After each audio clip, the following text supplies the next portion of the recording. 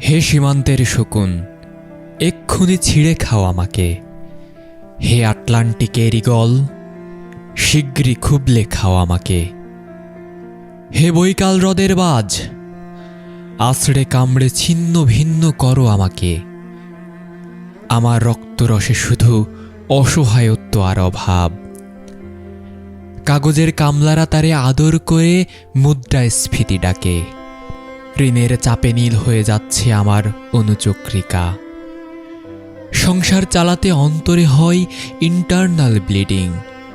কি আশ্চর্য, তবু আমি মরছি না। ওদিকে দোজখের ভয়, আত্মহত্যা করারও সাহস পাই না আমি। খোদাকে বললাম, আমি মরতে চাই।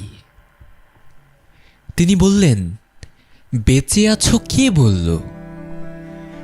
সহস্রাব্দ উন্নয়নের সাক্ষী হিসেবে রাজা তোমাকে মমি করে রেখেছেন। বাজারে দীর্ঘশ্বাস ফেললে নাকি রাজ্যের ভীষণ বদনাম হয়। রাজারও মন খারাপ হয় খুব। কোতোয়ালরা ফরমান জারি করেছে, আমাকে সারাক্ষণই হাসতে হবে, নইলে দেশি কুকুর ও বিদেশি মাগুরকে একবেলা ভালো মন্দ খাওয়ানো হবে আমার মাংস দিয়ে। নিত্যদিন ব্রয়লারের ভুঁড়ি নাকি ওদের ভালো লাগে না। অথবা আমাকে ভাগ দিয়ে বেচা হবে। মানুষেরও তো মানুষ খাওয়ার স্বাদ হতে পারে, তাই না? ভাগ্যিস তা বিদেশি সুপার শপে বিক্রি হবে না। দেশি মানুষেরই তো হক বেশি আমাকে খাওয়ার। এই দোজকি যখন নিয়তি, তখন আমি উদাম হয়ে ডাকছি দুনিয়ার শ্রেষ্ঠ মাংসাশী বৃহৎকের।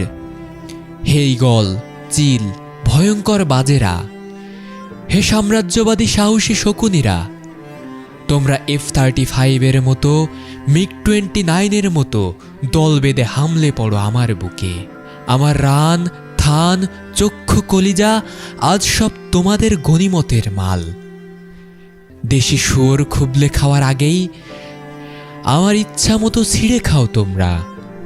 দোহাই, শুধু মস্তিষ্কটা খেও না আমার। তাহলে শীঘ্রই দাস হয়ে যাবে তোমরাও।